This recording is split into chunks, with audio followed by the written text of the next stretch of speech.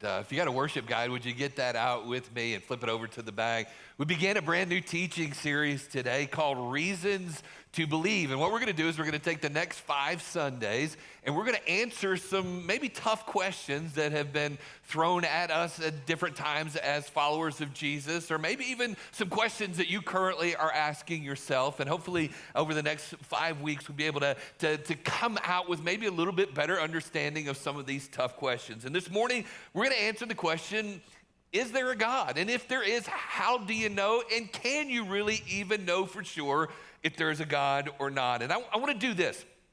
I want to begin the message this morning with giving you just a little bit of my own personal faith story, okay? I was born October 13th, 1971. There's a cute picture coming up on the screen behind me. October 13th, 1971, to George and Melanie Thomas at Memorial Hospital here in Chattanooga.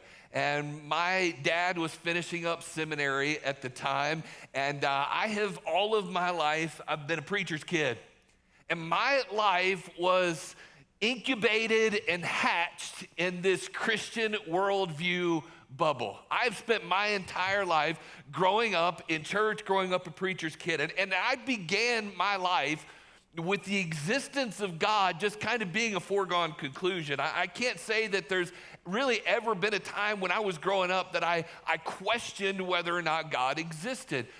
There were times I questioned the things that he did, but never really questioned his existence. Every single Sunday morning, my family would get up and we would go to Sunday school. And then after we went to Sunday school, we would go into church and we would listen to my dad preach. And then we'd go back to church on Sunday night. And then we would go back to church on Wednesday night. And growing up at least 4 times every week, I heard somebody talk about the Bible, talk about God. I grew up singing songs like Jesus loves me, this I know. How do you know it? For the Bible tells me so. And that's how I grew up.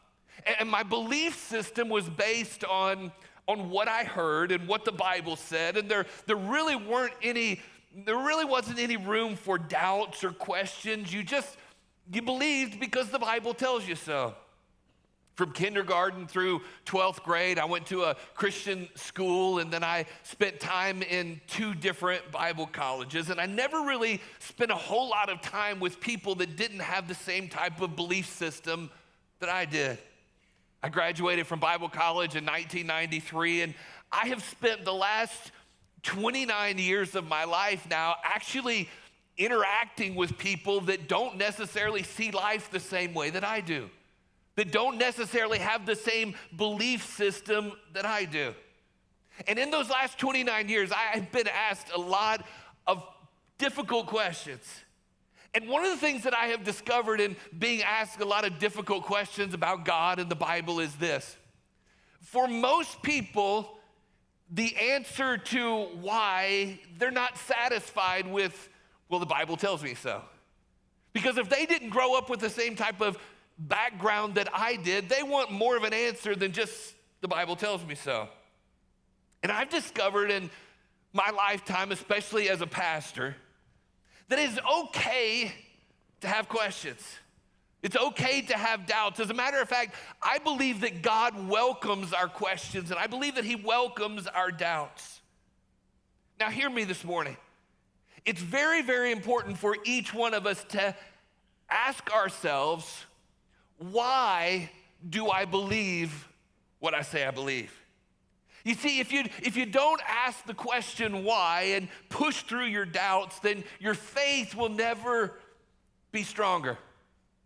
Author Tim Keller says this. He says, dealing with your doubts honestly is the best possible way to develop a faith that can last in the face of anything. So as we go through these next 5 weeks, we're not asking you to check your brains at the door as you come in here. We as a church are saying, we welcome your questions. We welcome your doubts. We want you to investigate the claims of Jesus because we believe that Jesus can handle it. And we believe that God is big enough and secure enough in who he is to handle your search for truth and to handle your search for answers. Now, having said all of that, I want to say this. I think it's very important to say this. Faith is the key ingredient to all belief systems. Faith is the key ingredient. A few weeks back, we studied Hebrews chapter 11, and we learned this very foundational truth about God in verse number 6. It says it's impossible to please God without faith. Anyone who wants to come to him must believe that he exists and that he rewards those who sincerely seek him. Faith is the key ingredient, regardless of what you say you believe. Let me give you an example. I believe that George Washington was our first president. Obviously, I wasn't there during that time. Lynn Taylor was there. He's old enough to remember that, but I don't remember that. But my history book tells me that it's true. I had a teacher in school that told me that it's true. Most of the people that I have spent time with in my life have said that it is true, and so ultimately I have to believe that by, you say it, faith. July 20th, 1969 was the first moon landing. I wasn't there for that either. I wasn't born yet. But my history book told me that it was true. I had teachers that have told me this is true. I've seen video evidence that is true. People have talked about it all of my life. And so for it to be true, I must believe it. I must accept it by faith. So every single one of us have to have some amount of faith for whichever belief system that we choose. Even an atheist or an agnostic needs some amount of faith to believe that there is no God. Now, here's a phrase that I want you to remember and I want you to hang on to as we talk about the existence of God this morning. Here it is. Criticism without alternative is empty. Criticism of anything, of any faith system or whatever it is we're talking about, criticism without alternative is empty. Let me give you an example. If you came up to me after church, you say, Randy, I saw you drive up today and you were in a Toyota Tacoma pickup. And I absolutely think Toyota Tacoma pickups are the worst vehicle that a person could drive. I mean, they're just terrible. That would be the last thing that I would choose if I were choosing a vehicle. Now, it would be perfectly natural for me to say, okay, I accept your criticism of my vehicle. But what type of vehicle would you suggest other than a Toyota? What would be the alternative? And if you look back at me and said, I don't know. I don't know of anything that I could say is better than that. As a matter of fact, I've never even driven a truck before, so I wouldn't have any idea of something that's better than that. I just think yours is bad. If you said that, your criticism of my vehicle would lose all of its weight. It would lose any power or any meaning because you didn't offer an alternative. Do you understand what I'm saying? Shake your head if you do. There's no alternative there. So when someone criticizes your belief system, whether for the existence of God or whether against the existence of God, it's completely valid to ask for an alternative. It's important when we're investigating a belief system to place one belief system against another rather than just saying, this is the one I like or this is the one I like. It's important also to remember this. Everyone has their own personal reasons for believing or for not believing in the existence of God. Maybe it's as simple as where they grew up or personal experiences they've had or people that they have encountered in life. I've known people that have had something very, very bad happen to them in life, something tragic happen to them in life. And that person would say, you know what, because of this bad thing, I really need God or I need some higher power to help me through this. On the same hand, I've known people that have had something bad, tragic happen in their life and say, I can't believe in a God that would let something like this terrible happen to me. And so much of our belief system has to do with their own personal experiences. I've known people that have had great success in life and have come to the feeling of, I'm so successful, I don't need God. I don't need a God. I've had people that I've known that have been super, super successful and said, I've got everything I could want, yet I still feel empty. There's got to be something else. So it's important for us to remember As we talk about this, everybody is coming from a different place in life, so we welcome everybody's questions, but we ultimately look to see what is proof and what is true. So what I want us to do just quickly, I want us to look at 3 arguments that people have against the existence of God. Let's investigate them for just a second. And then we're going to look at some proofs that I believe prove that there is a God. Here they are on your notes. The first one is the argument of evil and suffering. The argument of evil and suffering. People will say, look at all the senseless, pointless evil and suffering that takes place in the world. How could there be a God? How could there be a God with evil and suffering? Now, there's a couple different ways that people will look at this. Many people will say something like this: with all the evil and suffering that there is, there may be a good God, he's just not powerful enough to stop it. Or they'll say, we've got a good God, he's good, but he's just not powerful enough to stop the evil and suffering. But it can't be both ways. I mean, it couldn't be an all-powerful, all-good God, or we wouldn't have this evil and suffering in the world. And so they come to this conclusion that there can't be a God like the Bible describes because of evil and suffering. But when people say that, I have to ask a question. Because many times I've heard people say there can't be a God because of all the senseless, pointless evil. And I will ask a question something like this: how do you know that the evil and suffering is senseless, that there's no point to it? How do you know that there is no good reason, that God doesn't have a reason for evil and suffering? And most of the time, the answer that I hear back is, well, I can't think of any reason. I can't even imagine any reason why we would have evil and suffering in the world. I can't even think of any reason. And so the premise is, because I can't think of a reason for evil and suffering, there can't be any reason.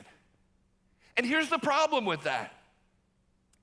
If we have a God that is big and powerful enough for us to be mad at about evil and suffering, then is it possible that he's big and powerful enough to have a reason that I don't understand with my finite mind? I mean, because it can't be both ways. He can't be so big that we're mad at him about it, but then also so big that if I can't understand why he's doing it, then he can't be really. You can't have it both ways. And that honestly is why the argument of evil and suffering disproving the existence of God falls flat, because he can't be so big and so powerful and yet you not be able to understand everything about him, proving his lack of existence. I love this answer that someone gave to that question. If God is real, then why is there suffering? And someone said this: when you say there's too much evil in the world, you assume that there is good. And when you assume that there's good, you assume there's such thing as a moral law by which to differentiate between good and evil. But if you assume there's a moral law, you must have a moral law giver, and that's who you're trying to disprove in your argument. If there's no moral law giver, then there's no moral law. And if there's no moral law, then there's no good. And if there's no good, then there's no evil. So saying that evil and suffering in the world proves that there's no God really falls flat in that argument. There's another argument that people have to disprove the existence of God, and it's the argument of sincerity versus specificity. Sincerity. You know, if we'll all just be sincere, does it really matter what a person believes as long as they're sincere?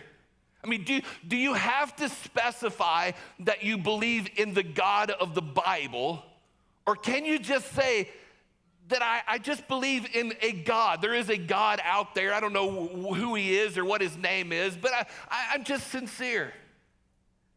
You see, we live in a world where we have to be inclusive of everyone. And we don't want to hurt anybody's feelings. We don't want to hurt anybody's belief system. And so we feel this need to be all inclusive of everyone. And so you just, as long as you're sincere in what you believe, that's okay. It's kind of like the guy that said getting to heaven is like driving to Atlanta. You get in your car and You drive to Atlanta, there's multiple different ways to get there. You can go I-75, you can go I-80, 85, you can go I-20, you can go Georgia 400, you can go 29 highway, but it doesn't really matter which way you go. You're just eventually gonna get to Atlanta. And that sounds so inclusive in our belief system about God, but the problem is when you die, you're not going to Atlanta. And the person that was the most loving person to ever walk this planet had this to say about specificity. His name was Jesus, and he said, "Enter through the narrow gate, for wide is the gate and broad is the road that leads to destruction. And many enter through it, but small is the gate and narrow the road that leads to life, and only a few will find it." It sounds compassionate. It sounds kind. It sounds like we're not being judgmental when we say, you know what, if you're just sincere. Let me give you a couple quick examples where just being sincere doesn't work. Let's say that your child is gravely ill. You take your child to the doctor and they give you a prescription and they say, take this to the pharmacy and it will make your child better. You take that prescription to the pharmacy and the pharmacist sincerely fills what they think is the right medicine, but they put the wrong pills in the bottle. And the medicine that they prescribe for your child ends up killing your child. But they were sincere. And they sincerely believed that what they were putting in the bottle was correct. I mean, you can't be mad at them because they were sincerely believing that they were doing what was right. You wouldn't accept that argument there. Let's say this. You came to me and you said, you know what? Gas prices are so high, I just can't afford to pay for gas anymore. And so what I'm going to start doing is before I leave for work, I'm going to get the garden hose and I'm going to put water in my gas tank. I mean, it would be, it'd be pretty judgmental and intolerant of the car company to say that I could only use fuel. I mean, liquid's liquid, right? Seems pretty intolerant to say. I sincerely believe that just putting liquid in my vehicle is going to work. And if you did that, your car would show you just how intolerant it is. Hear me this morning. You can be sincere and be sincerely wrong. I'm trying to get you to see that we would never allow the idea of just being sincere to work in any other area of our life, and yet to keep from hurting somebody else's feelings and to keep from feeling judgmental of other people, we say, as long as you're sincere, you can believe whatever you want to believe. When we know the truth, and we pretend that things are all the same when they're not, that is not loving. That is the epitome of being unloving. Here's another argument. The argument that God just can't be proven. He might be out there, but he just can't be proven. And some people would say, I just don't believe because you just can't really know for sure. You can't see God, you can't hear God, you can't feel God, you can't touch God, you can't put him under a microscope, you can't figure out his DNA. So can you really know? My question is this. If we have a creator God that created everything, created the universe, what makes us think that a being outside, listen, a being outside of the universe can be proven by someone or something inside the universe? I mean, he's so great and so powerful that he created everything that we see. So what makes us think that inside of that universe we can prove him? C.S. Lewis wrote a very interesting article about the subject. He said, we relate to God in the same way that Hamlet would relate to Shakespeare. If Hamlet wants to find a Shakespeare, he can't prove his existence in a lab or on a stage. The only reason that Hamlet would know about Shakespeare would be if Shakespeare writes something about himself into a play. What that means to me is this. The provability of God is when I look around me and I see the evidence of himself that God has written into the universe. He's outside of the universe, so I can't necessarily prove him inside of what he created, but he's written his handiwork all inside of his creation. And everything takes some sort of faith. So I want to take the rest of my time this morning. I want to give you 4 reasons why I personally believe in the God of the Bible. I'm going to have to hurry through them, but here they are. Here's number 1. There's the evidence of cosmology. The evidence of cosmology. Cosmology is the study of the cosmos or the universe. Cosmology tells us not only that there is a God, but it tells us a little bit about him. Look what the psalmist David said in Psalm 19. He said, the heavens proclaim the glory of God, the skies display his craftsmanship. Day after day, they continue to speak. Night after night, they make him known. They speak without a sound or word. Their voice is never heard.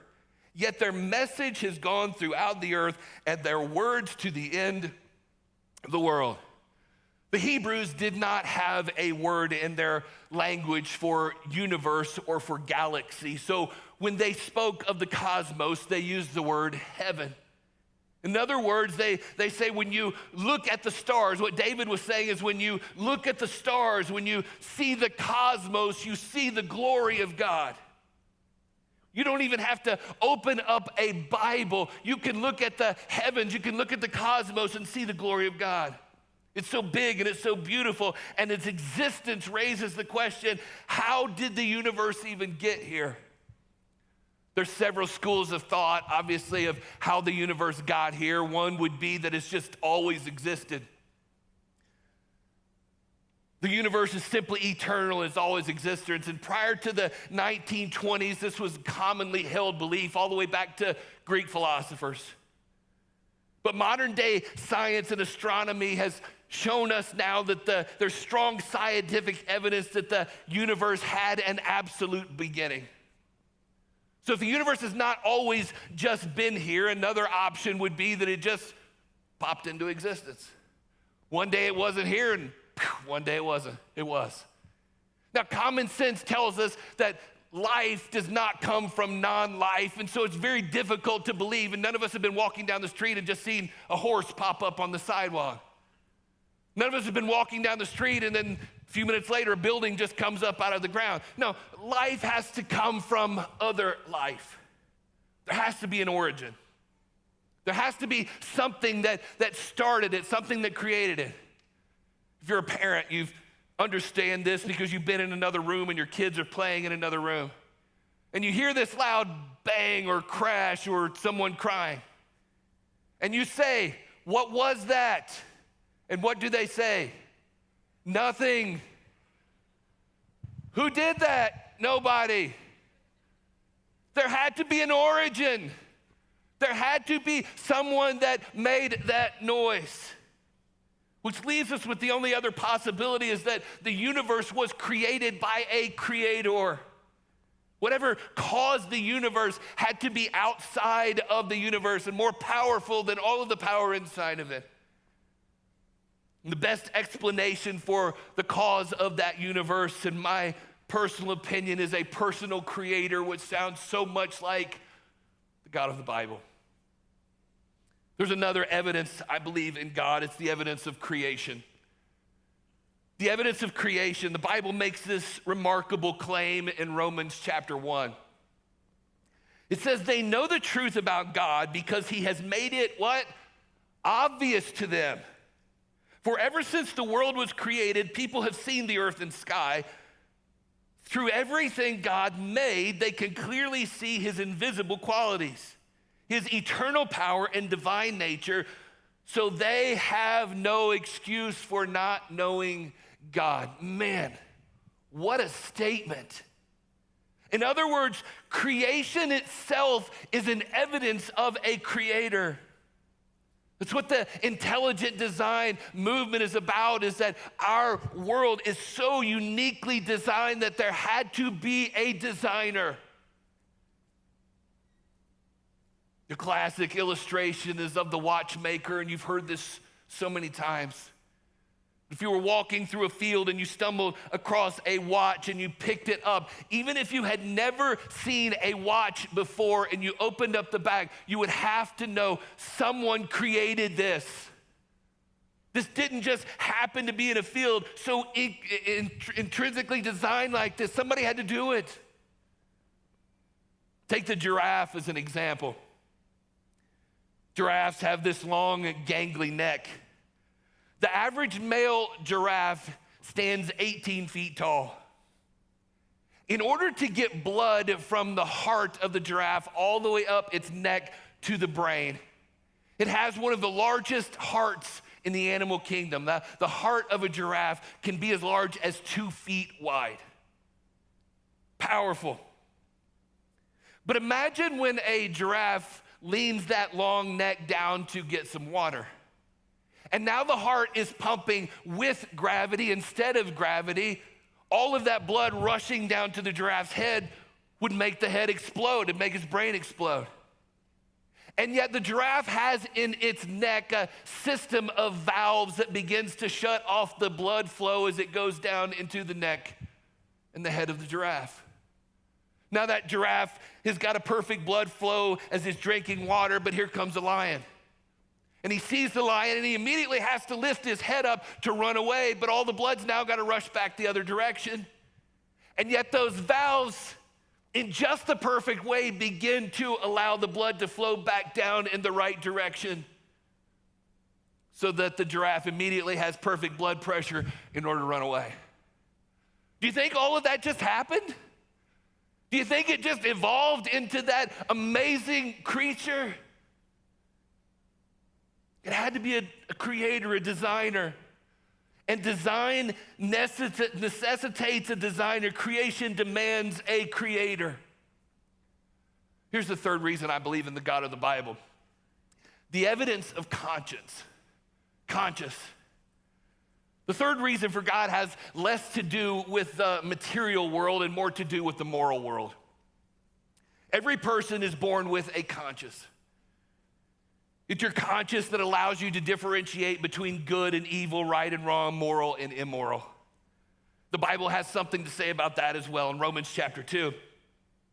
It says, even Gentiles who do not have God's written law show that they know his law when they do what? When they instinctively obey it.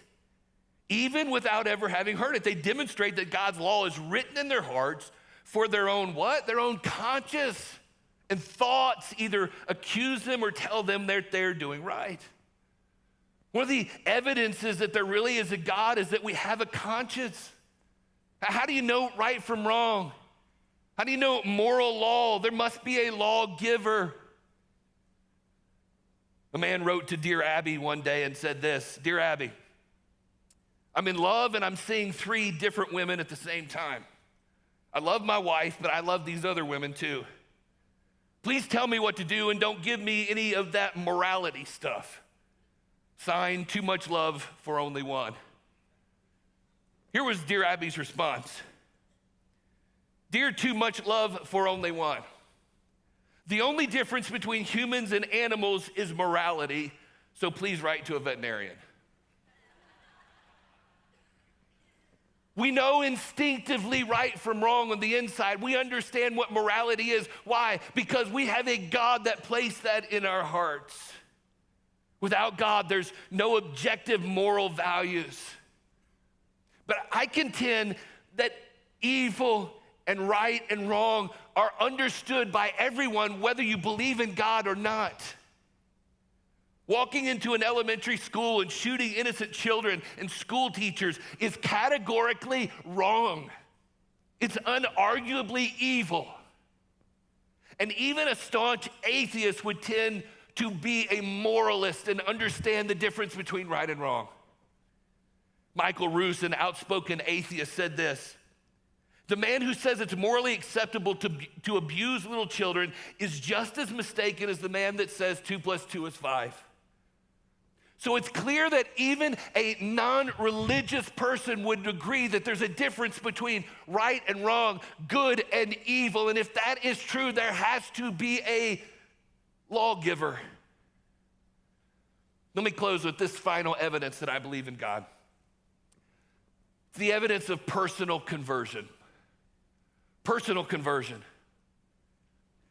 People can argue all they want about the origin of the world, the universe, the planet, mankind. We can argue about how a person comes to know right from wrong. But no one can argue the change that takes place in a person's life when they accept the free gift of salvation that God offers to mankind. Look at what the Apostle Paul had to say about that in 2 Corinthians chapter 5. He said, anyone who belongs to Christ has become a new person. The old life is gone, a new life has begun. And all of this is what? It's a gift from God, who brought us back to himself through Christ, and God has given us this task of reconciling people to himself. Over the years, I've seen God do amazing things through the personal conversion of individuals. I've seen God transform the lives of alcoholics, of drug addicts, of cheaters, of liars, of porn addicts, and on I could go. And you cannot argue with a changed life. My own father, over 53 years ago, was an alcoholic. God transformed his life, made him a new creation. Now, for more than 50 plus years, he's pastored churches across the Southeast, and I stand here today speaking and preaching God's word because of the influence he had in my life. I believe God, because of the transformation he's made in my own personal life, of countless people that I've known. And even when you drift away from him, even when you turn your back on him and say, I don't want you, I don't believe you, he still lovingly draws you back and is there caring for you with open arms. For 24 years, a guy by the name of Peter Furler was the front man for the Australian band, the Newsboys. But in 2009, Peter stepped away from the band, and in his own words, said, I stepped away from the band to restart my life. Peter went through a major season of doubt, doubting God. He had said, I spent all of these years, 24 years, singing Christian music, but it was all about me. It was all about trying to get more stuff and to have people screaming my name. He went through a season of doubt, running from God, burnout. But after this season of doubt and this season of burnout, God did a miraculous thing in his life. Completely changed him, restored him, brought him back into a right relationship with him. A number of years ago, I had an opportunity to meet him and talk to him. And he wrote a song after his renewed relationship with God called Reach. I want to read you just some of the words because they speak so incredibly to my heart about what our God does. The song says this, you hold the weight of the world, still I don't slip through your hands. Your love is bigger than just a notion built by man. I fall again and again, but you whisper, you're still mine. You feel the pain of the world, but you never push mine aside. And you reached for me with a love that quiets all my fears. You reached for me like a father wipes away the tears. So many people in this world, but I hear you calling my name. You reached for me. Now I'm never going to be the same. The decision to believe or not believe in God shouldn't be based on your preconceptions or what you just want to believe. It's got to be based on evidence. It's got to be based on experience. It's got to be based on reason. That's why I believe cosmology, creation, conscience, and conversion. I think with all of those things, it's more difficult not to believe in God than it is to believe in him. We got a God that loves you today. If you've never had a personal relationship with him, he'd love to meet you right where you are today. And he's reaching